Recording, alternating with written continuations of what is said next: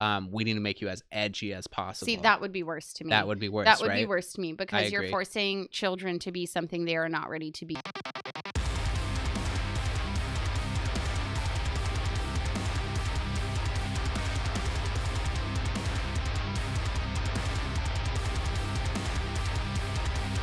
Hey everybody, welcome back to another episode of Arsenic and Espresso.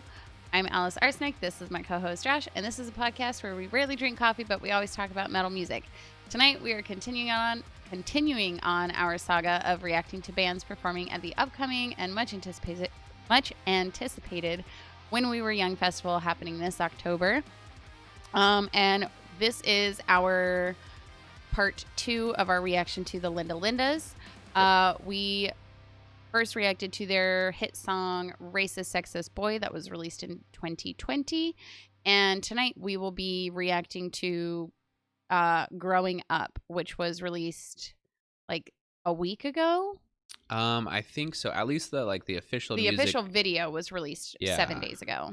So I guess we just jump into it. I think so. Alrighty.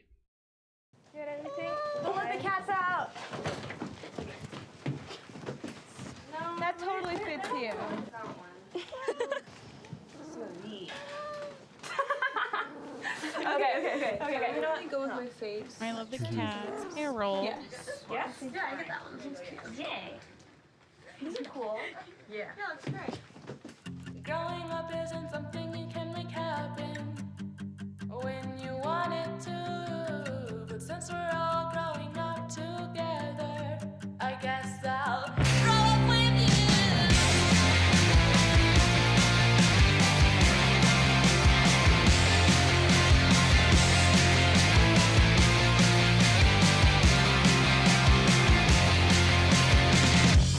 We can take turns taking the reins, lean on each other. So right away, this is already a little bit more of a pop punk feel. Mhm. I know the first song that we reacted to was very raw. It was Very. just emotional. It was very punk. And I was curious to see what they would do because now I guess they're signed to Epitaph Records. Mhm. Yeah. And so I mean they have the best of the best, at their fingertips. Yeah. So You can definitely hear refinement in the instruments, refinement in the vocals. I'm excited to hear what the chorus goes into. I love these girls. I think it is so cool what they're doing. I'm obsessed. yes.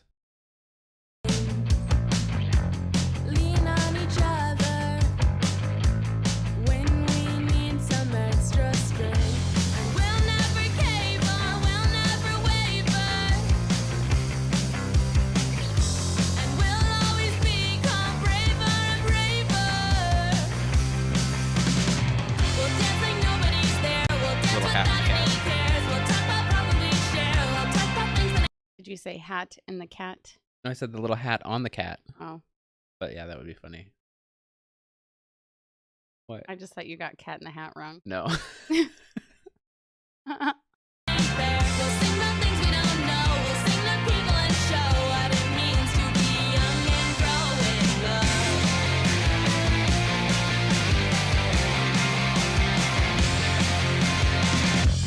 Under the table, we'll whisper in each other's ears. We'll share our hopes and dreams and all our other greatest fears. And when we get burned from jumping in the fire, we'll never tire, 'cause we'll always find ways to fly higher. We'll dance like nobody's there. We'll dance without any cares. We'll talk about problems we share. We'll talk about things that ain't fair. We'll sing about things we don't know. So it's super catchy chorus, Very. right? Definitely more of a catchy instrumental as well. Mhm. I am curious to find out how much of this the girls wrote themselves as well, because I know a lot of times record labels will definitely help feed with that. Mhm. And I mean, there's no shame in like having ghostwriters to help you write Absolutely like not, yeah. successful songs, But I'm just curious, right? That definitely like takes it a step farther as to how much of it they've written themselves or how much they're not. Well, and I feel like this whole video, it's very cutesy. It's like, it's really playing into the fact that they're just like young girls. They're having Mhm. fun. Like, yeah, that's super cute and wonderful. Like, they're children. Like, they don't need to be anything other than children. Absolutely. But it is definitely, I feel like they have been made a little bit more palatable Mhm. compared to their racist, sexist boy. Uh, and I can't help but feel like that has to do with being signed to a record label. Right. I mean, these companies, they're going to do things that they know will make them money. Mhm. And the fact of the matter is, right now, I'm forever and always, girls and young women have not been taken seriously in the music industry or any industry for that matter. Yeah. And so they're signed onto these record labels, and then the record label performs a makeover on them. Again, there's nothing wrong with that. Like, these girls want to be making music. They got signed. Like, Yeah. hell yeah. Like, they should For sure. perform. They should make music. But I can't help but feel that the record label was like, hey, we really need to play up the cutesiness. We need Right. to play up that, yeah, you wrote that song, Racist, Sexist Boy, but like, Right. we want people to think you're cute and adorable, Yeah. which I'm not the biggest fan of. Like, if this was 100% them, that's fine. Absolutely. I have a problem with it if this was the record label saying like, hey, we need you guys to be less punk. We Right. need you to be less problematic. We need Yep. you to be less vocal. Well, and I mean that does bring up stuff too. I mean, they are just kids too. Mhm. So this might just be what their jam is right Mhm. now. Again, if which this is- if this is 100% the girls, then that's totally fine. I Yeah. support it 100%.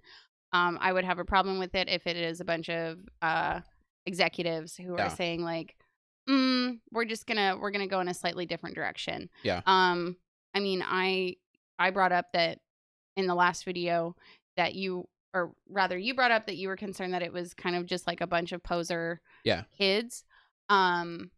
And I was concerned with like the Disney Channel-esque-ness of it. Right. This is very Disney Channel to me. Which is fine. Fine. There's a time and a place for all of it. They Yeah. are children, and I do acknowledge like these Right. girls, like they are children. They don't need to be I don't making expect them. Yeah. like political statements with every single Right. song they perform. I don't Absolutely expect like not. death metal lyrics either. Yeah. Right. Yeah. But there's always the question. I remember listening to an interview with Courtney from Spirit Box. Mhm. And she talked about how it was sort of surprising when they signed to Rise Records, that she kind of took a stance on it. You know, that their contact was like, hey, you know, what are you putting out? Like, what's the plan? What's the vision? Mhm. And she was like, don't worry about it. And then they just dropped a video, and then Rise Records was like, oh, okay, like, you guys know what you're doing. I'm gonna be hands off. Let Yeah. us know what you need, basically. Yeah. Whereas, yeah, I just don't know. I'm very, very, very curious to see how this kind of grows. Yeah. And I'm very curious to see what kind of like interviews they get and things like that Mhm. as well. Obviously, like I think it's tough because I both like I want to look out for their well-being as kids, right? Mhm. I don't want them to be overexposed. I like the Right. whole, you know, Right, because they're like let still them children. still be Yeah. kids. But at the same time, I want to know, like, is this what they wanted to do? Is Mhm. is this their style from before? All Mhm. that sort of stuff. And unfortunately, the only way that we actually find that out as fans and as listeners is overexposure as well. So Right. it's kind of the dichotomy. It's very interesting. It's just hard to think that the record label would want something as raw as Racist, Sexist Boy. Yeah.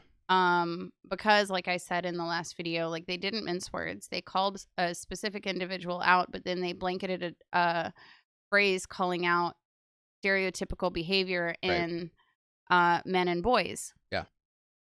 And that's not marketable. Mhm. It doesn't matter how much I agree with what they said. It's not something that's marketable. It's something that a lot of people find very, very offensive.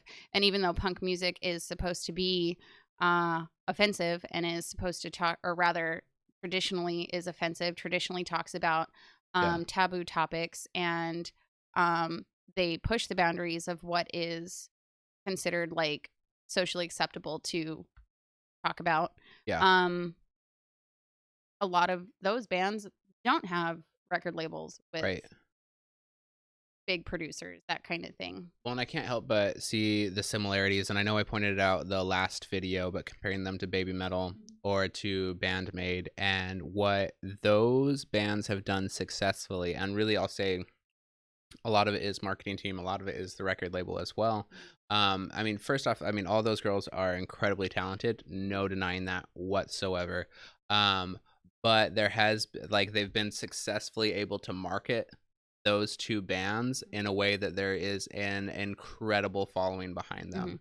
And maybe it's just the skeptic in me, but I'm worried that this record label, right, Epitaph, has looked at them and said, we can do that too, right? You know, and so like that, and it might not be the right fit in that sense. Yeah, and that's my fear, is that, you know, it's once again a record label being like, we can take advantage of this and we can make lots of money. I hope that they're making. I hope that they got a really good contract. I hope they got a good contract. I hope they're making really good money, and I hope that they have a really big say in how they are presented as a band in every single aspect of each music video and every single songwriting session. I hope that the girls are in the forefront of all of it, because if they're not, then this is super problematic. Yeah. And if you don't see why it's problematic,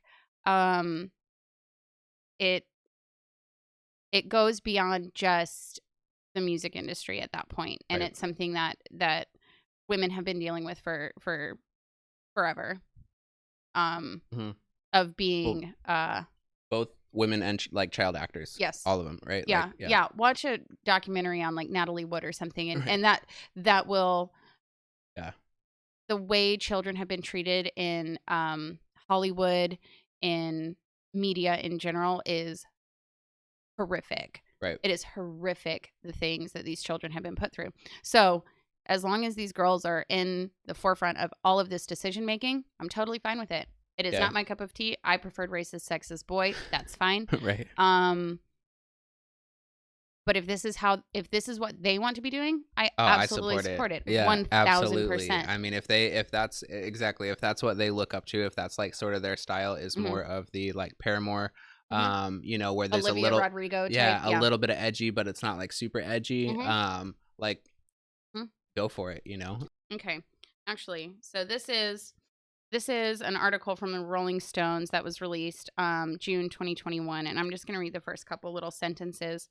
But it says that the Linda Lindas didn't choose punk. Punk chose them. When we started writing music, punk was just a given because we wanted to write whatever we were feeling, says 14-year-old Lucia. What we were feeling kind of came out in that way. It wasn't like we chose punk as a genre, says Mila 10. She's the drummer. Right. But it wasn't like we had a hard time choosing punk as our genre either, says Lucia.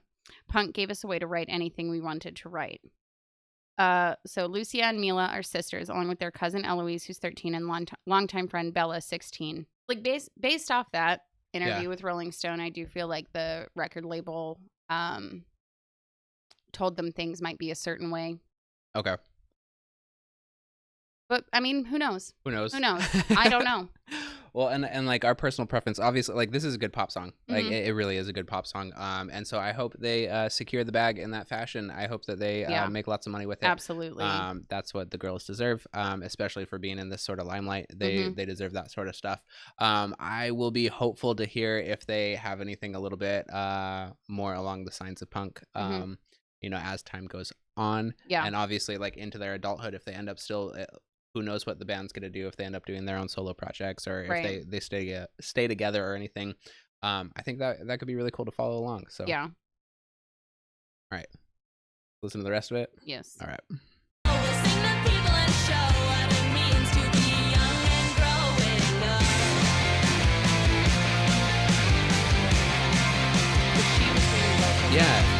Yeah, you're right.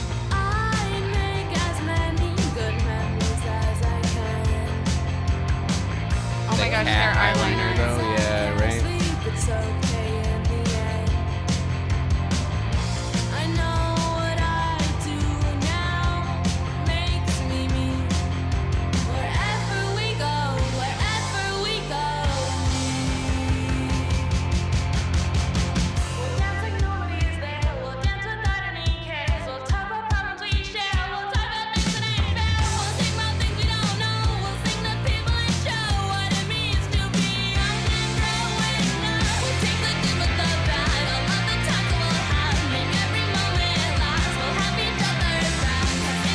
That's a really cool edit. So the way that they set up the camera was focused on the bass drum. Mhm. And so like even though the scene's changing, the drum doesn't change at all. I don't Yeah. know how I mean, just like measurements or whatever, but like that's I don't know meticulous. how they did Right. it. I'm just thinking about Magic. like all the times that I set up our camera and it's like slightly off and how many times I have to like refocus and Mhm. everything just on our I mean, they are working with professionals. true. But I don't know, maybe it's just We are that not professionals. no, we're not, but it's a cool edit. It's a cool edit. I like that. We don't know where we'll go. We don't know, so there's still a little more growing up.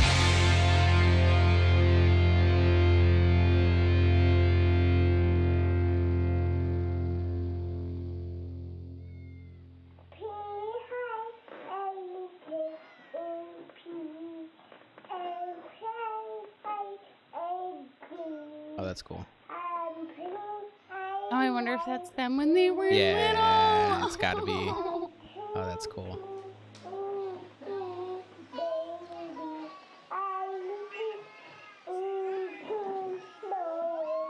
Growing Up by the Linda Lindas, directed by Umberto Leon. The end. That's cool.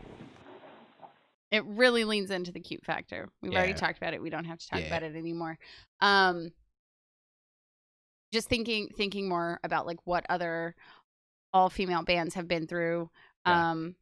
I mean, if you know anything about the Runaways, it was very similar. They came Oh, on yeah. the scene, like Joan Jett, everyone was Right. blown away, and then they like record labels wanted them to be cute and lovable and precious, and they were like, we're not that. Right. You know, so it's like this is something that has happened for decades. Like Right. this It's is not new. Yeah. It's not new to see a band of all women come on the scene and be then edited, Right. if you will, to be a little bit more palatable in that Yeah. sense. I think some of it's to be expected to in sort of a good way of like this is the girls' first chance to really like work in music, right? And Mhm. so like they get this experience, whether it's Mhm. the experience that like they really really want or like it's just good for them. Mhm. I think that it's really good experience for them either way. Mhm. And for that I'm super happy for them being able to be signed to a major record label, Yeah. getting their name out there, all that sort of stuff is absolutely huge. But I can't help but wonder how much of it is being pushed as well. We got to market you guys, Right. Right. We have to and make you likable. similar Yeah. to One Direction, right? Yes, Because like I very. feel like it's a very very similar path. Very. Obviously a little bit different genre, but like that they're just trying to make you as marketable and as palatable Yes. as possible, and then whoever sticks around, and whoever ends up being super successful in their own Mhm. areas, right? Harry Styles, for instance, Right. they're Right. gonna do their own thing. Well, because I mean, for example, when One Direction auditioned, was that on Britain's Got Talent? I think. Yeah. Simon Cowell was like, I just want one of you. Yeah. He was like, I don't need the rest of you, you know. And at the time, the boys were like, no, like it is all of us or none of us kind of thing, and like they banded together. And now, you know, Harry Styles, he has a huge Yeah. following. Several of the other band members are still performing, obviously. But yeah, I thought it was opposite. I might have Mandela right? effect. Isn't that? I Hold thought it was on. opposite. I thought it was 5 different acts, and then Simon Cowell was like, if you get like alone, you guys. Was it that? I Was thought it that? was, but like together, you guys could be something huge. Direction. Welcome to the Metal Podcast, where we know everything about pop stars. Each, you were right. Each of the Okay, 5 okay. members auditioned and originally competed as a solo performer, but then Simon Cowell was like, "No, all of you together." Yeah. Why did I think it was the other way around? I don't know. Simon Cowell is a dick, so So either way. either way, whatever. Well, and But my thought with them at the same time, as kind of too cutesy as this was for me, because I do feel like it was the record label being like, no, like you guys are cute kids, like we're gonna really lean into that. At the same time, I really appreciate that they did not try to market these children as adults. true. I do really appreciate that because That's that has true. happened way too many times. Again, if you watch any documentary about child actors, Mhm. these children have been just literally thrown to the wolves and have been Yeah. marketed as adults from like the age of 9. Yeah. I mean, Drew Barrymore, Natalie Wood, God, what's her name? Yeah, there was like a whole list I saw one time on not Reddit. What's the other one? Judy Garland. Oh yeah. Yeah, Judy Garland was so abused by Hollywood. BuzzFeed. I felt like there's a BuzzFeed article that's like 15 female actors or whatever that got that were always portrayed as adults or whatever like that, and they were like 14 years old. Yeah. What's her name? Angelina Jolie. Brooke Shields. I mean, Brooke Shields she was in a film where she was playing a child as a child. Yeah. There was, and the premise of the film was a pedophilic relationship between her and an adult man, and her mother was literally on scene. Yeah. When she was having these intimate scenes filmed with an adult male actor. That's ridiculous. She's like 16. That's ridiculous. She might have even been younger. Oh. So it's like, it makes me angry. Yeah. So as kind of icky cutesy as this video was for me, like I appreciate the fact that they did not try to market these children as adults. Much rather, because that is 8 million times worse. Well, and so like what's worse too, is it Epitaph saying like, hey, we need to lean into the kid vibes and all that sort of stuff? Is it worse if they don't really want to lean that direction, or is it worse if Epitaph was like, hey, I know you guys want to write some like cute kid stuff, but like we need to make you as edgy as possible? See, that would be worse to me. That would be worse. That would right? be worse to me because you're forcing children to be something they are not ready to be yet. Yeah. I mean, Racist Sexist Boy was written literally because they experienced something that a child shouldn't have to experience. Yeah. They experienced an adult level assault. Right. Right. Yeah. And they were super angry about it. Yeah. Right, which they should be. They should be angry about that. That is. And it showcased like the basic level of like understanding behind that as a kid too, right? Like there's anger, but like you said, there was no minced words, right? They just said what they had to say and they were done, right? It wasn't a huge long, So yeah, I agree. I agree with you though. Like I think that trying to make them more edgy than they are, like it would definitely be worse.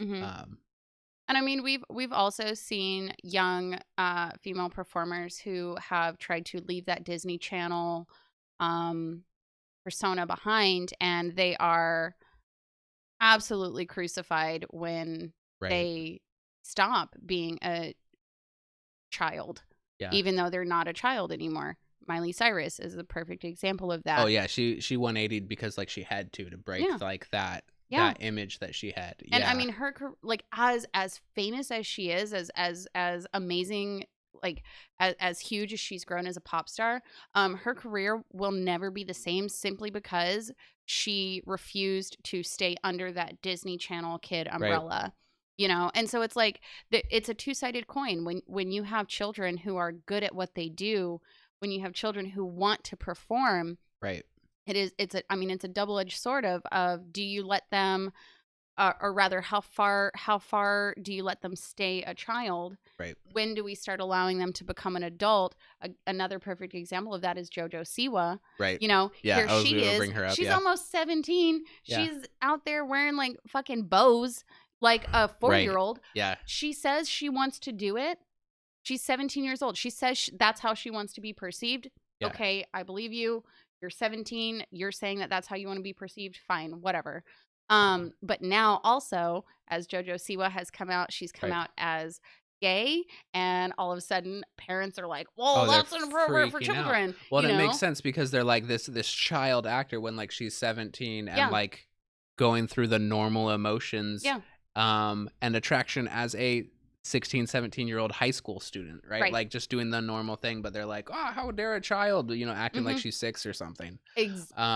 Right. Which, of course, she's not 18, 19, 20 still. Yeah, she's not an adult. She's still a child, but she's not a baby. No, she's not. She's not a 6-year-old child, and so I mean, not to go off on JoJo Siwa or anything, but like I do wonder how her transition into adulthood is going to be. Right. Because she has marketed herself so heavily as a child, and now she's no longer a child and she's entering adulthood. And so all of that to say, this video was a little weird for me. It was weird for me for a few different reasons. I still support these girls. I support what they're doing.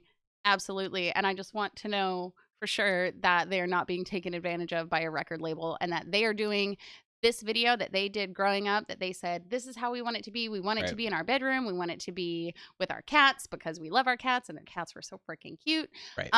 As long as it was their idea, it's totally fine. Yeah. Totally fine. I'm curious to know how other people feel. Because I don't mean to keep bringing it back to feminism, but at the same time, like, you can't have this happening with Yeah. these girls without everything that has happened in the feminist movement. Yeah. So I'm curious as to, like, does anyone else feel as upset as I do? Yeah. Or Well, and I can't help but wonder how far along they are on like the baby metal like trajectory. Yeah, because like right now as it stands, baby metal, if you say anything bad about them, their fans will come for your neck. Like it does Literally. not matter, even Literally. like no matter what you say, like they will If it's come for anything you. other than 100% positive. Right. Yeah. If you don't know the whole backstory, if you don't know all their nicknames, if you don't know like Oh my what they God. enjoy for breakfast, like For real though, you're there's getting no lie crucified. there. There's no lie. And like I said, they're talented, but man, the Yeah. fandom that's been built around them and been marketed, like It's a bit toxic. It is toxic. So I mean, I'll probably get hate on that from baby metal fans just on this video. I swear they have But like a sixth sense. They know do. when you're They talking do. about the band. They're gonna come click. Oh my goodness. You don't even have to put baby metal in the title, and it's No. like they know. No, they know.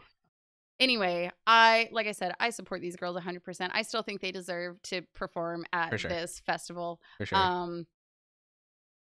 I am curious because there are bands there who are not allowed to be around children.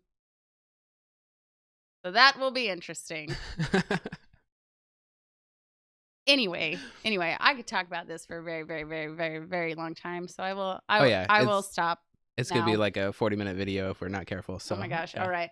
Well, thank you so much for watching. Let us know down below what you think of the Linda Lindas, what you think of the difference between the two songs. And did we just listen to two very, very different songs? Is this one a one-off? Does everything else seem more like Racist Sexist Boy? I don't know. Or is Let it us vice know. versa? Yeah. And if you like what you saw here, hit that like button. If you want to see us react to more bands from the When We Were Young festival coming up, you can hit that subscribe button. We'll be doing these then and now comparisons for the next several weeks. Yeah, I'm putting together a whole playlist of it as well. So if this is the first one that you saw, you can check the description for the playlist of everything that we've reacted to up until this point. Alrighty, I guess that's it. All right, we'll see you guys on the next one. Bye.